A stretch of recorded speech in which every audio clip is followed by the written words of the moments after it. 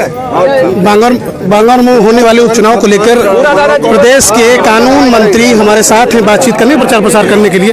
ब्रजेश जी, ये बताइए कि स्थिति क्या समझ में आ रही है? बांगरमऊ विधानसभा क्षेत्र में भारतीय जनता पार्टी के प्रत्याशी श्रीकांत कटियार जी भारी बहुमत से चुन करके जाएंगे और ऐतिहासिक बहुमत मिलेगा यहाँ पर। जिस ढंग से देख रहे हैं कि बड़ी संख्या में हमारे प्रबुद्ध वर्ग के लोगों ने आशीर्वाद प्रदान किया है और अब कोई स्थिति स्पष्ट हो गई है। अब कोई लड़ाई में नहीं है, विपक्षी दल बुरी तरह से हारेंगे। ब्राह्मणों का समर्थन मिल रहा है आपको? आप देख रहे हैं बड़ी संख्या में जुटे। इतनी बड़ी मीटिंग बांगरमऊ में मुझे नहीं लगता कभी हुई। हिंदुओं के काफी संगठनों ने बीच में जो है काफी विरोध किया। कोई दिक्कत नहीं है, भारतीय जनता पार्टी के प्रत्याशी श्रीकांत जी भारी बहुमत से जीतेंगे। और एक प्रत्याशी कांग्रेस प्रत्याशी है, वो भी ब्राह्मण चेहरा, आपको क्या लगता है? कांग्रेस पार्टी ने जो किया है उसका भुगतान कांग्रेस पार्टी को मिला। कांग्रेस पार्टी ने देश के बारे में जो किया मैंने पूरी तरह बताया है, सबको पता है।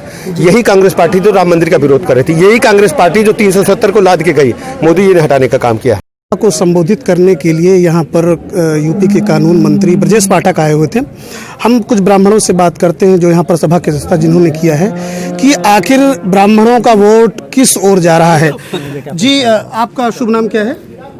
शुभ नाम सती प्रसाद त्रिवेदी। ये बताइए, आज जो है ब्रजेश पाठक जी आज आए हुए थे ब्राह्मणों को संबोधित करने के लिए। ब्राह्मण किस ओर जा रहा है? ब्राह्मण तो इस सभा में यही बताने के लिए आया है कि हम भारतीय जनता पार्टी को वोट करेंगे। और नरेंद्र मोदी जी बहुत बड़ी बात आपने अपेक्षा और उपेक्षा की बात की कि ब्राह्मणों के साथ चीजें क्या हो रही है, क्योंकि बीच में हिंदुओं के काफी संगठनों ने इस चीज का विरोध भी किया।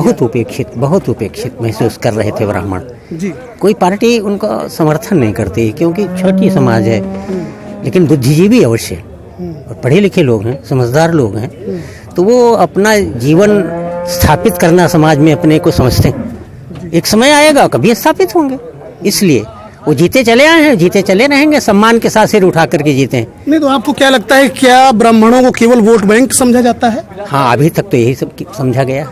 अच्छा, यही ब्राह्मणों को वोट बैंक समझा गया।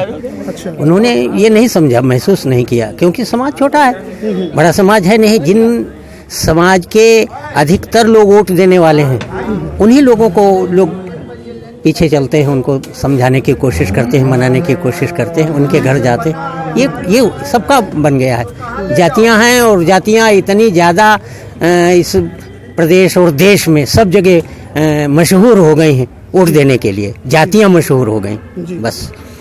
त्रिवेदी जी, ये बताइए कि देखते हैं कि ब्राह्मण समाज के कई लोग जो है, जो कार्यकर्ता भी हैं और भूखे प्यासे जो है पार्टी का प्रचार करते हुए निकलते हैं, उनको ये नहीं मतलब रहता है कि क्या होगा, केवल पार्टी के जीतने का। लेकिन उसी के बाद जब कोई पार्टी का जो है विधायक बनता है या सांसद बनता है, उसके बाद फिर उन्हीं के कामों को लेकर उपेक्षा की जाती है उनकी। यही सारी बात है, यही मेरे प्रवचन का मुख्य उद्देश्य था। बाद में जो उपेक्षा होती है वो नहीं होना चाहिए। कम से कम वह जो प्रत्याशी है, जो वोट मांग रहा है, जो उनको एकत्रित कर रहा है, उनसे निवेदन कर रहा है कि हमें वोट कीजिए, तो कम से कम वो व्यक्ति जो वोट कर रहा है, हारे या जीते, तो बाद में उनको निराश न करे बस। इस बार के चुनाव में क्योंकि कांग्रेस पार्टी से आरती वाजपेयी भी चुनाव लड़ रही हैं, ब्राह्मण चेहरा वो भी है, तो क्या लगता है कि इसमें ब्राह्मणों का कुछ ध्रुवीकरण भी हो सकता है? जी नहीं, हमको तो ये बात समझ में नहीं आती, क्योंकि उससे कोई मतलब हल नहीं होता। न तो प्रदेश की सरकार में कुछ परिवर्तन होने वाला है, न देश की सरकार में कोई परिवर्तन होने वाला है। क्षेत्रीय हमारा प्रतिनिधित्व जो होगा वो क्या कर पाएगा? दूसरी पार्टी से अगर कोई हो भी जाएगा तो जो 4 पैसे आने वाले हैं वो भी नहीं आएंगे, विकास बिल्कुल अवरुद्ध हो जाएगा। इसलिए विकास को अवरुद्ध न होने दें, ये सोच करके हमें वोट करना है भाजपा को। और दूसरे राम मंदिर बना है, क्या बात है, क्या बात है। 370 हटी है, एक मतलब है उसका। एक समझदार, एक योग्य आदमी, एक ईमानदार प्रधानमंत्री, इतना त्यागी प्रधानमंत्री, तो हमको तो नहीं दिखाई देता कोई दूसरा भी है।